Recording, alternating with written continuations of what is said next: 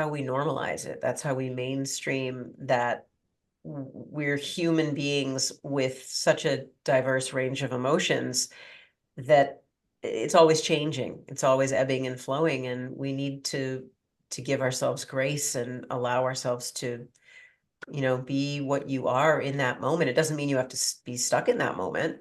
Yeah. That's where the resilience comes in. That's where, Yeah. the skills and the tools and the time and effort comes in. But it's about learning how to cross over into those places and then bring yourself back.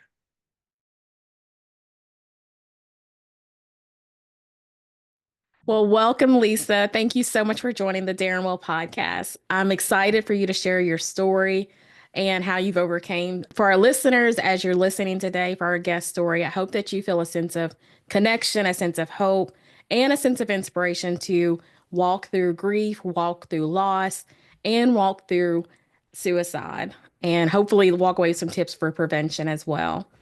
Before we jump into our guest story, so again, welcome Lisa to the podcast. Thank you so much. Before we jump into your story, can you briefly Mhm. share your bio?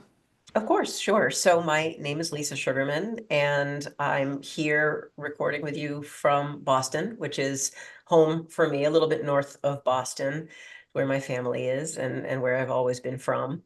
I'm a lot of different things, all kind of under that big mental health community umbrella, I guess.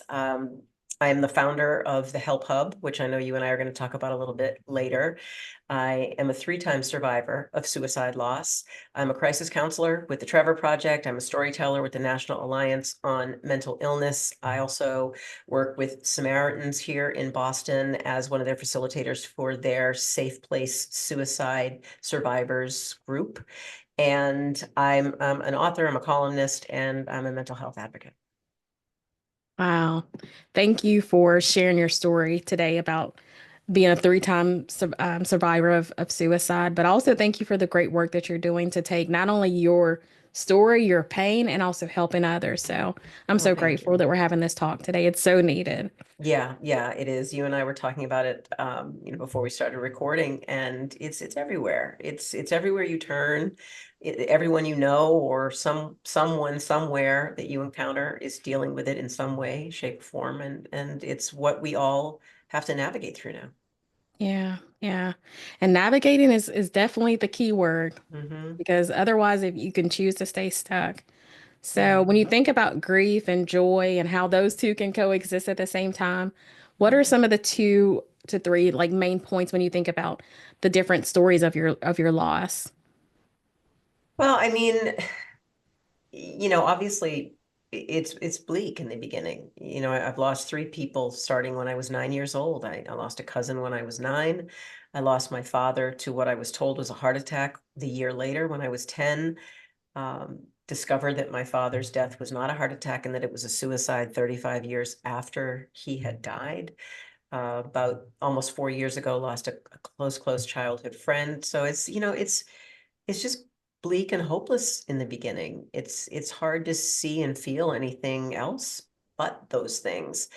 And eventually, in spite of how you feel, somehow, some way, and a lot of that has to do with time and with hard work, because it all, the grief process takes work. You can find those kind of little glimmers again. You find those little shards of joy that you know, kind of kind of permeate your life again, and then they start to accumulate, and then you in some cases either find motivation, or you find, I guess a lot of people find distractions. I know I did. Or people find a purpose, and I found that too, and kind of wrapped within all the grief that I was dealing with and have continued to deal with. I very unexpectedly found a very new purpose for my life. I mean, I've always been a content creator. I've always written books, and I was very embedded in the parenting space. Got two daughters, they're grown. I spent, over a decade writing about them. And then this just shifted me into a completely different place with a completely different mission. And in doing all the work that I do right now, it's a weird place to say you find joy. But for me, being able to be on the crisis lifelines, being able to share my story with other people who may be experiencing trauma or loss.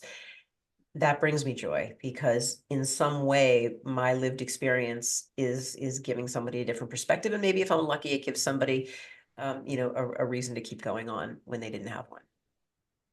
Beautiful, beautiful. So that's your why. That's my why. Yeah, it's all my why. It's I don't want someone to ever be in the same situation that my father was in. My dad was one of those people. You've got the two very distinctly different groups of people who struggle. You've got the people who struggle and you can see it. It's like it's Yeah. dripping off them. You can see it, you can feel it and hear it, and they're vocal about it. And then you have people like my dad who were completely private about what they were dealing with, to the point where my mother didn't know. I was 10, but I didn't know. No one knew. And it's a very, very hard place to be. And he didn't get the help that he needed when he needed it because of that. And I want, number one, to be one of the people out there encouraging people to get help, to talk about how you feel, to reach out to someone you trust. And I want to be the person on the other end of the phone so that if somebody calls in a state like my father was in, we can figure it out together. We can work it out. We can find them hope. We can de-escalate them. We can come up with a plan. Yeah. Yeah, I've definitely had it's been years ago, but I've had a cousin that completed suicide. And so walking through that, not only with my family years ago, Mhm. but also walking through that with clients of grief and loss, and then the complications of like processing with suicide. Like it's hard. It's really hard. And so as you think about, I love how you talked about glimmers. So I do want to jump to the glimmers in a moment, but Mm. when you think about those three significant losses just for you, what was the hardest part? Even though like all of it was hard, but like what was the hardest part of all those three, out of those three losses? I mean, when I first experienced loss, it was with my cousin when I'm 9 years old. It was not only my first experience with death, it was my first experience with suicide. And so we're talking about 40 years ago. It was How old was your cousin? he was 18 and Okay. I was 9 at the time. So, we're talking 1977. It was a very, very different world that did really nothing to support people with mental illness. If anything, the intention was to just talk about anything but what was going on with people. The intention Yeah. was to just, to keep people quiet. And so that, that loss was so strange for me because it was all those things for the first time in my life as a kid. And then losing my father a year later, I think, I mean, obviously it has to be the losing my father, but it wasn't just the losing him. It was that, but it was more than that because you lose someone, especially a parent, someone that close to you, especially at that age, and you go through your life believing this narrative of how your person died. And in my case, it was my father and it was a heart attack. And then all of a sudden you're now an adult and you're married and you've got teenage children and you're the same age that you were when your father died, and you found out that your father didn't actually die of a heart attack. I lost him twice because I found out he died by suicide. And this was a person I never had any idea was struggling. So it was like complication after complication. It was like layer after layer on top of just the complete disbelief that this could be true. I mean, there was just so much time and effort spent in just kind of absorbing this whole new truth that really had this domino effect to every single moment of my life up to that point. So, I mean, it was painfully hard. It was the worst of the worst possible thing. And it was for a very, very long time, to the point where, you cry yourself to sleep for a few years. That's a long time to cry yourself to sleep and to be Yeah. in that state. And I had to be one person for my kids and my job and my friends and my family. And I was somebody very different behind closed doors with my husband because he was the only one that knew besides my mother. Yeah. And yeah, I mean, it was excruciatingly hard. And, some parts of it's continued to be hard, and they always will, like the why. We don't really have the full and complete why. And that's a really difficult thing to live with. But that loss because of how multifaceted it is, was by far the toughest one for me. Thank you for sharing that. Yeah, of Thank you course. for, again, sharing your story because it's going to hopefully help some, at least one person. I hope If so. that's the goal for today. Hmm. So when you think about like the pivotal moment for change for you, when you think about like your mindset of, so grief is hard all by itself, and suicide adds another layer of complications for that. So when you think about how you shifted like your mindset to, I guess, just to care for yourself, to process that grief. A lot of people will wait years before they seek out support and Hmm. struggle with the questions by themselves without support. So I love that you're connected to all these different ways to provide resources for clients and that Hmm. kind of thing. But what was that moment of shift and change for you? It didn't come right away. I was definitely one of those people who didn't really seek what you would consider to be like traditional means of help. Like I wasn't calling hotlines, I wasn't getting involved in support groups right away. I wasn't seeking therapy right away. It really, like I said, was just me talking to either my mother or me expressing how I was feeling to my husband, and they both were supporting me. Because remember, my mother had kept this secret for 35 years. So now all of a sudden I was in a position to be able to support my mother and talk to my mother freely and openly about this thing that she had kept to herself for so long. So I I was could kind not of, imagine how she yeah, had to deal with that by herself. yeah, I'm an only child, and we have an incredibly close relationship. And she just, in that moment, my dad was my person. My dad was everything in the world to me. I was a little Mm, tomboy. I was his little sidekick.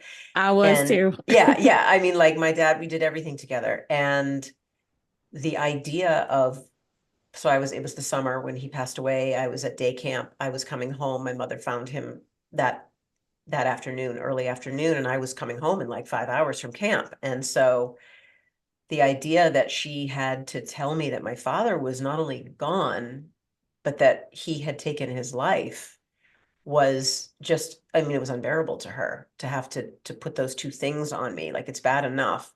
So, and at a time like we talked about, that when there was absolutely no support, there was barely, if any, support for adults, let alone children who were survivors of suicide loss.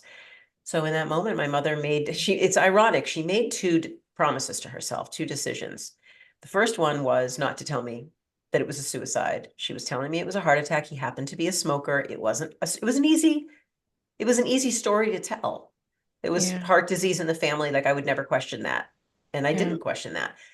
So she wasn't going to tell me the truth to save me that extra pain. And she also promised herself that she would never lie to me. So if by some crazy chance I ever did ask a question, she would never lie to me. But she knew there was no way I would ever ask the question. And what ended up happening so many decades later was that a family member made a comment that was very unexpected and bizarre to me about my father, and it's kind of set things in motion, set my subconscious in motion, I guess. And I asked my mom the question, and she kept her word again and did not lie to me, immediately told me the truth. And of course, that was like, moment zero all over again, where everything happened. So I started that grieving process again as a 45-year-old woman, all over. all over again. Yeah. Wow, So it was a crazy, crazy time. Crazy, wow, crazy time. Yeah, but I ultimately, like, after a few years, finally decided, okay, I'm going to start talking about it. I need to start talking about it, not only with my children first and foremost, but with my, kind of my extended family and people who were in my orbit. And then a few years ago, I ended up deciding to give myself the gift of going back to therapy. I'd gone to therapy when I was, yay! yep, yep, when I was in college. I'd taken a gap year, didn't know what I wanted to do with my life, saw a therapist for a Yeah, couple of years. Um, Talked briefly about my father, but only in the context of I lost my dad at 10. He died of a heart attack. It was not more than yeah, that. This was to talk about all the things. This was to talk about the past and the present and navigating all the questions and the whys. And it was truly, honestly, Rita, the best gift I've ever given myself was going back into therapy. yeah. Thank you for Really. sharing that Hmm. because there's just no reason that anyone should have to go through those difficult thoughts, if they're Hmm. contemplating suicide, if they're stuck in a low place, Hmm. there's no reason because there's so much support, so many free resources, which you're going to share at the end of today's episode, Yes. which I'm so grateful for. Yeah. So what areas did you personally find growth?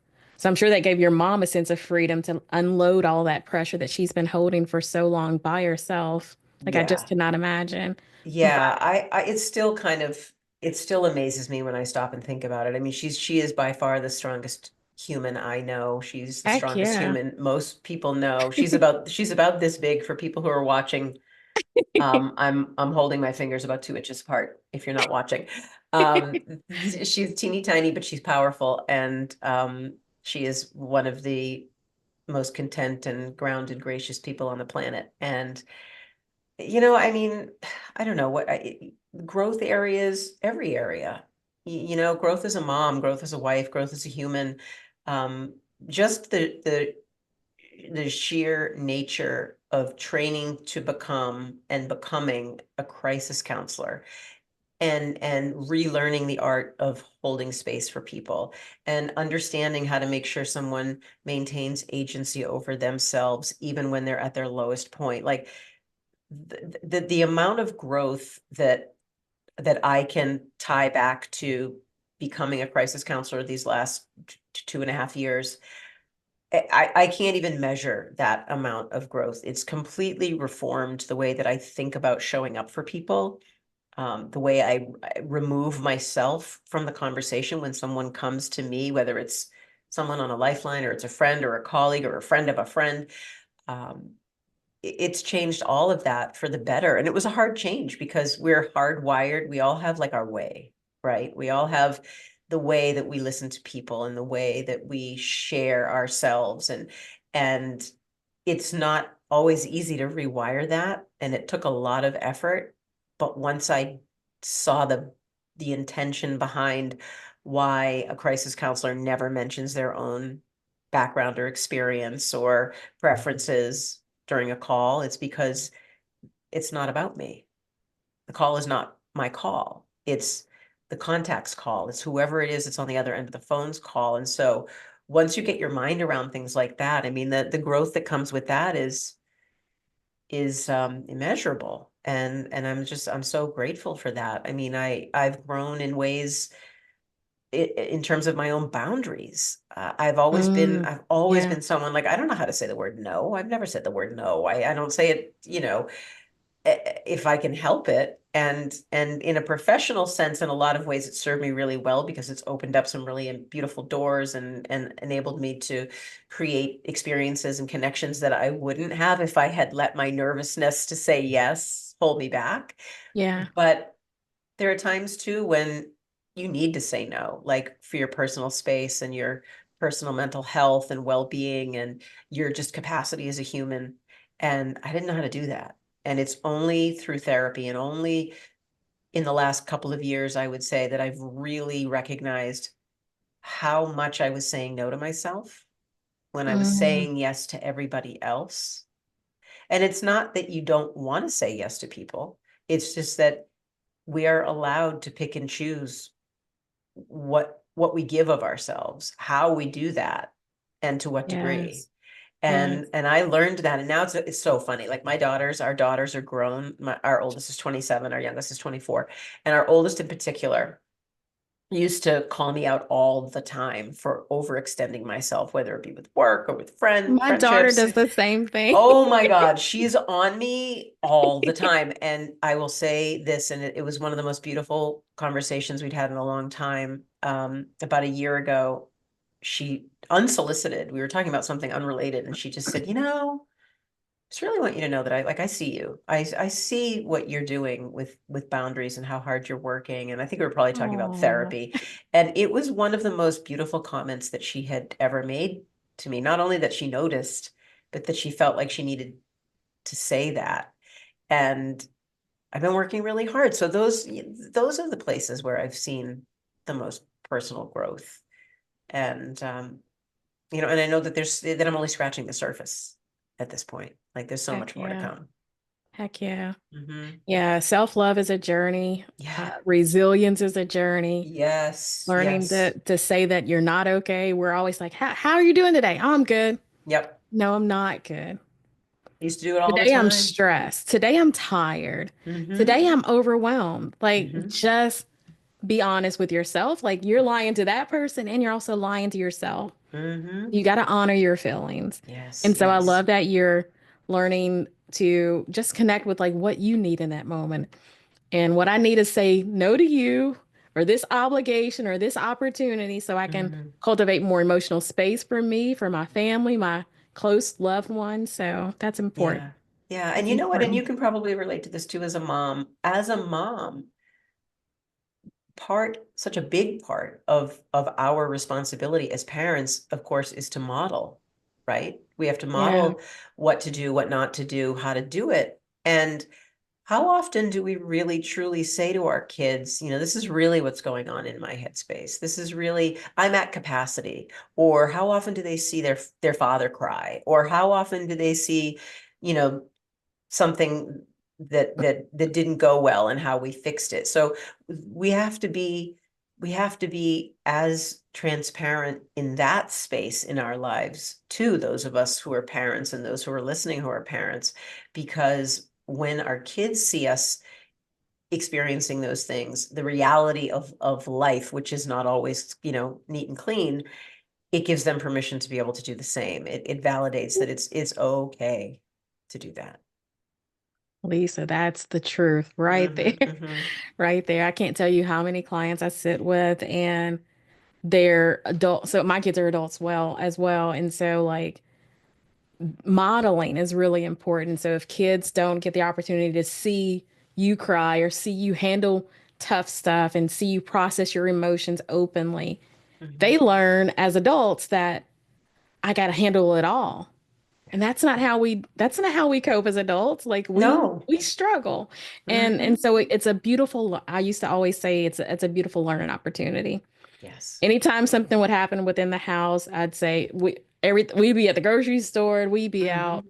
wherever, and I'm like, this is a beautiful learning opportunity. Let me Hmm. just tell you, this is how you should handle this. Yep. That's not how that should have been handled with that person responding that way. And so Hmm. Yeah. it's just a beautiful way just be honest because yeah, learning how to cope. And I think that's what today's conversation is about. Hopefully Yeah. prevention, but Yes. also on the Yes. flip side, if someone has completed suicide, how do we get through that?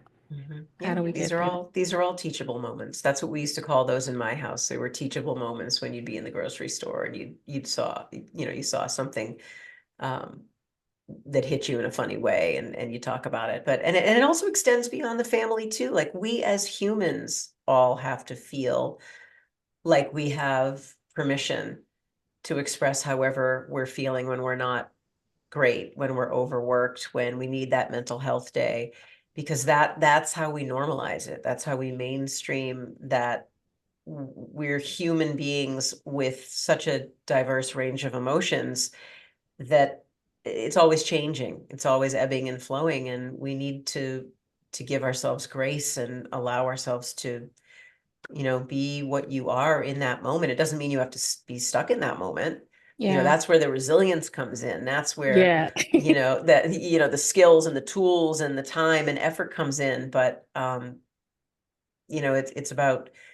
it's about learning how to cross over into those places and then bring yourself back. Yeah. Yeah.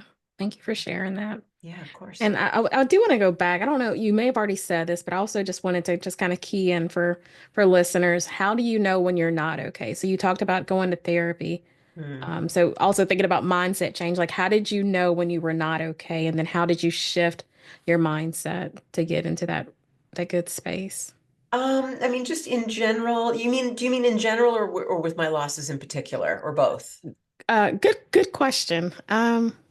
Let's do both. Okay, so Specifically, I guess about the losses, but also I guess like just coping with everyday life. Like, how do you know when you're not okay? How do you know when?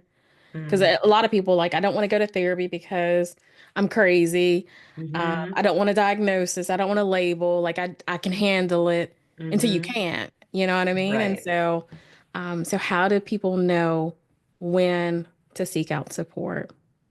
I think, well, I'll talk about the now and then I'll retrace my steps and talk about the how it impacted me with my losses. So now I'm really highly in tune with my own kind of system. You know what I mean?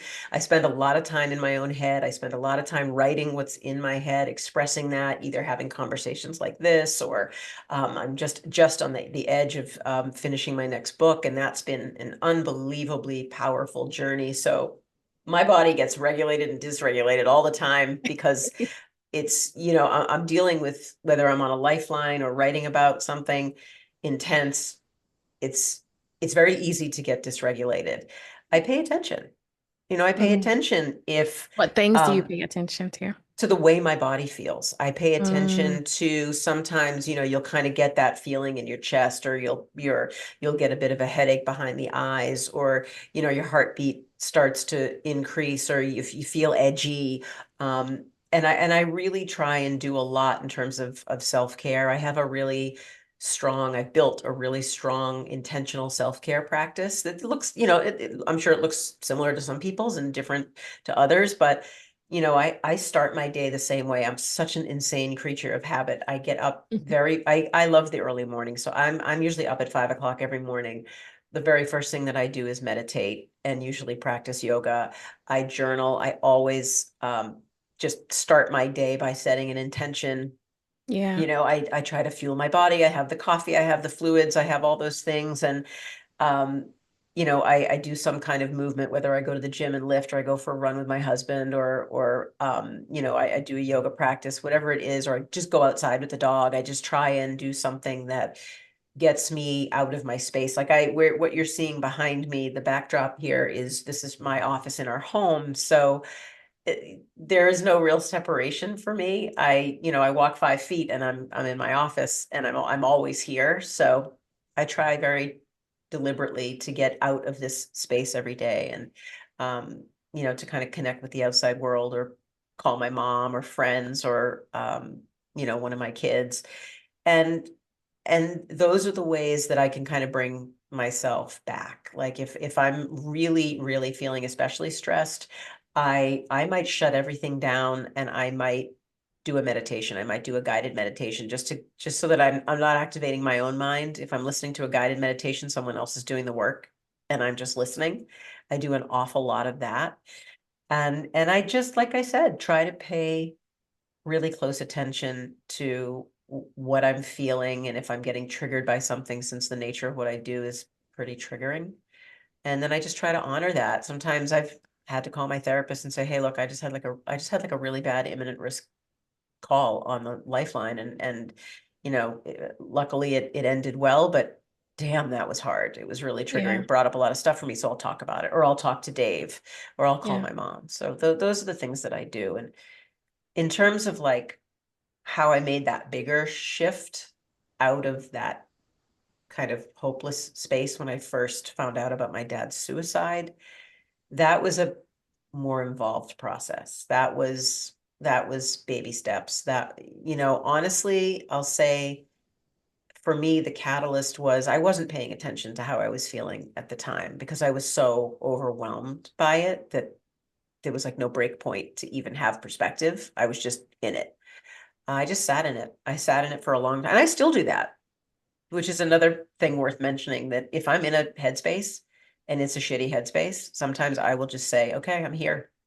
I'm gonna just ride it until it's not shitty anymore. And I do that, and I honor that. But I couldn't do that back then, because it was just that was it. That was the only place that I was in. So, it wasn't like there was like a watershed moment or an event probably that happened that got me out of a funk. But what I will tell you, it was ironic. It was a podcast opportunity. It was the very first podcast that I had ever done about this topic, about the topic of my Mm, father. And I would say it was probably 4 years ago.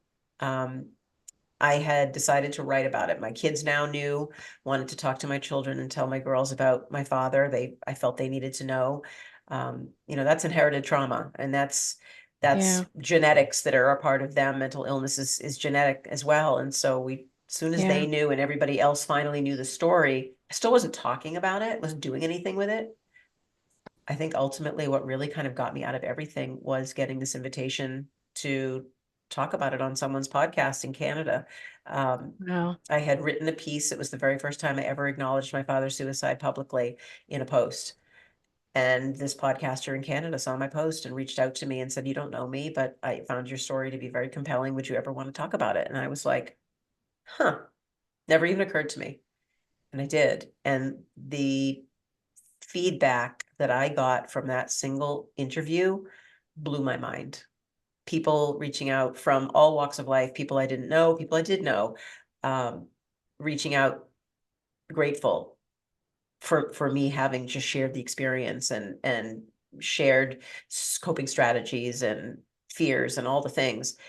And it started a chain reaction, and it is because of that. And this podcaster and I have been on her podcast multiple times now, and we've become very good friends, and she's wonderful. And I tell her all the time that I credit everything that I am currently doing right now in my life to that one conversation. Wow. That's so Yeah, powerful. yeah. Yeah, there's a new phrase that I've been coining here lately of just like you'll know as you go. Yeah, I love that. And people are Oh, like trying to figure out like what's my purpose? What's my what's my calling in life? You'll hmm. know as you go. The more Yeah, you're true to yourself, like the more you'll know as you go. And yeah. so I love that you shared that story. That's really beautiful.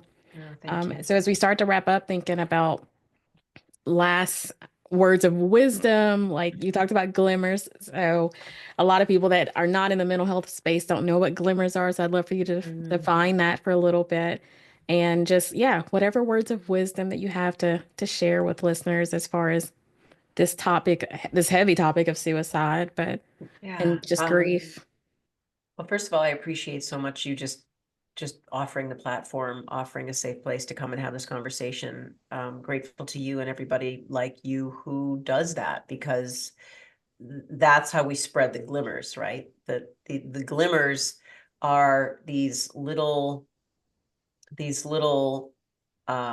snapshots of the hope and the positivity and the light and the joy that is out there, that is all around us, but it's just out of our reach when we're overwhelmed by grief or by loss or by trauma, and we can't return to it. It's kind of like, the boy in the plastic bubble, that movie from the 70s, where he saw his whole life from behind this bubble. Yeah. It's there, but you can't reach it. And that's kind of what joy is after you're in this state of sadness and hopelessness for so long. And I feel like you know what happens when a pebble hits your windshield and it splinters like that. I Mhm. feel like it starts like that, and it just starts to, the shards fall away eventually, and eventually you get through to the outside world. Eventually that barrier breaks, and you find your way back. So that's when I think glimmers. I think it starts that way, where you see little bits and pieces of maybe the joy that you haven't experienced, and then you find your way back to that. And and I would say to anybody who's listening or anybody who's watching, if you're someone who's hearing this conversation and you're not okay, you are not alone. You're not alone. Even if you're someone who's sitting there saying, "But yeah, I am alone. I don't have a partner. I don't have a family. I don't have a community. I don't have friends." Okay, we hear you. We see that. Yeah. You always have a lifeline. The 988 crisis lifeline in this country is open to you and anyone who is struggling in any way, shape, or form, 24/7, 365. People can call not just when they're suicidal. Are you lonely? Call. Are you facing homelessness? Call. Are you involved in an abusive relationship? Call. Are you afraid of coming out to your family because you're going to get disowned? Call. Anything that represents a stress or a crisis to you is a reason to pick up the phone and dial 988. Or in the case of the Trevor Project, where I volunteer, which is the largest LGBTQ crisis support hotline on the planet, you call 866-488-7386, and someone will be there 24/7, just Say like that they are. number again. It's 866-488-7386. 6786, and that is the Trevor Project. And if you're just trying to find someone to talk to because maybe you have a friend who's feeling suicidal and you don't know how to help, or a family member, you can do what's called a third party call, which is to call on behalf of that person and say, hey, look, I'm calling for my friend or my cousin or my colleague, and they're not okay, and I don't know what to do. Can you help me? And they will help you.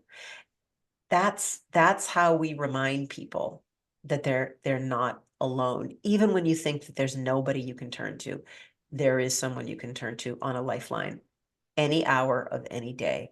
And the other thing that I would say is, if if you're sitting there and you're not okay, or you know someone who is, remember that the way that you feel right this minute, right now, is not the way you're always going to feel.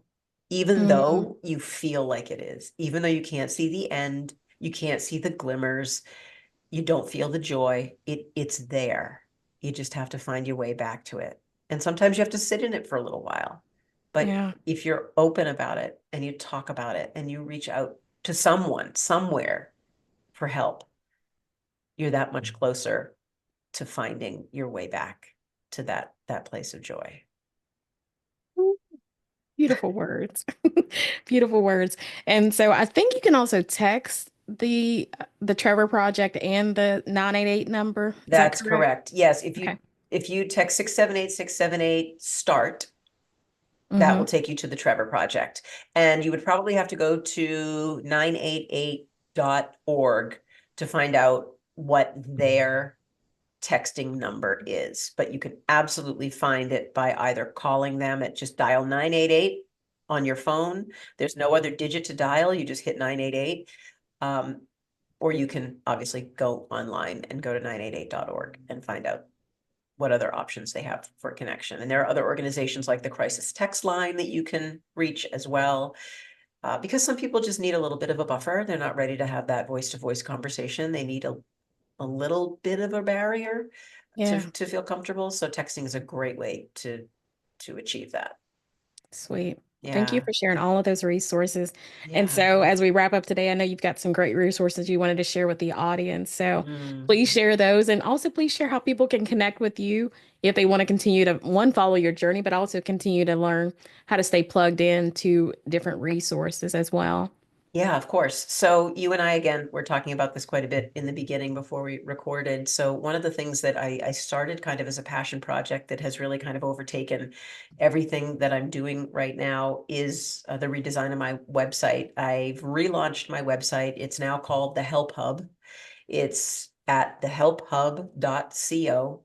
It's one of the largest and most inclusive and comprehensive websites, portals, destinations, whatever you want to call it, for mental health resources, tools, tips, strategies, and content that's available out there right now. It's broken down into lots of different categories. It isn't just one place with kind of that long list of resources that you can search. It instead is broken down by category, because we're all so similar in so many ways, and yet there are things that make us different. Each community that we're in requires different help or different services or a different perspective. So someone in the LGBTQ community may need something a little different than a veteran might need, or a child might need something different than the elderly might need, or a BIPOC community might need something different than the AAPI community needs.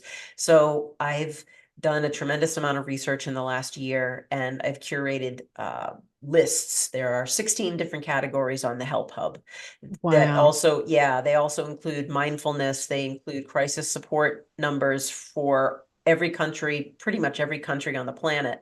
Yay. They also, yeah, that was a big one. That was a labor of love. And they also have online mental health platforms that you can resource if for whatever reason maybe you're not insured, and or maybe your insurance doesn't cover seeking professional help, seeking counseling services.